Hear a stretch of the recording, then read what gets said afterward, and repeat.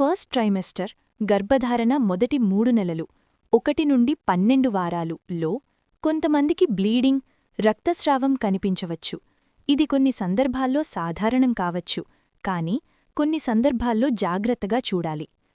Implantation bleeding గర్భం ఏర్పడిన తర్వాత బిడ్డ ఎంబ్రియో గర్భాశయంలో అంటుకునే సమయంలో చిన్నగా రక్తస్రావం జరుగుతుంది. సాధారణంగా 6 నుండి 12 రోజుల్లో వస్తుంది. చాలా తక్కువగా ఉంటుంది. స్పాటింగ్ మాత్రమే. హార్మోనల్ చేంజెస్ గర్భధారణలో హార్మోన్ల మార్పుల వల్ల కొంచెం స్పాటింగ్ రావచ్చు. సర్వైకల్ ఇరిటేషన్ గర్భాశయ సమయంలో సర్విక్స్ గర్భాశయ ద్వారం చాలా సెన్సిటివ్ అవుతుంది. ఫిజికల్ రిలేషన్ తర్వాత లేదా వజైనల్ చెక్ చేసిన తర్వాత కొంచెం బ్లీడింగ్ రావచ్చు. సబ్కోరియానిక్ హెమరేజ్ బిడ్డ చుట్టూ ఉండే పొరల దగ్గర కొంచెం రక్తం చేరడం వల్ల బ్లీడింగ్ రావచ్చు.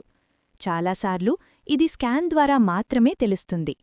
మిస్క్యారేజ్ గర్భస్రావం కొన్ని సందర్భాల్లో బ్లీడింగ్ ఎక్కువగా ఉండి పొట్ట నొప్పి, గడ్డలలా రక్తం రావడం ఉంటే మిస్క్యారేజ్ ప్రమాదం ఉండొచ్చు. ఎక్టోపిక్ ప్రెగ్నెన్సీ బిడ్డ గర్భాశయం బయట ఉదాహరణకి ఫాలోపియన్ ట్యూబ్లో పెరగడం, తీవ్రమైన పొట్టనొప్పి, డిజీనెస్, బ్లీడింగ్ ఉంటే వెంటనే డాక్టర్ను సంప్రదించాలి. ఎప్పుడు వెంటనే డాక్టర్ దగ్గరకు వెళ్ళాలి? ఎక్కువగా రక్తస్రావముంటే, తీవ్రమైన పొట్టనొప్పి ఉంటే, తల తిరగడం లేదా బలహీనంగా అనిపిస్తే.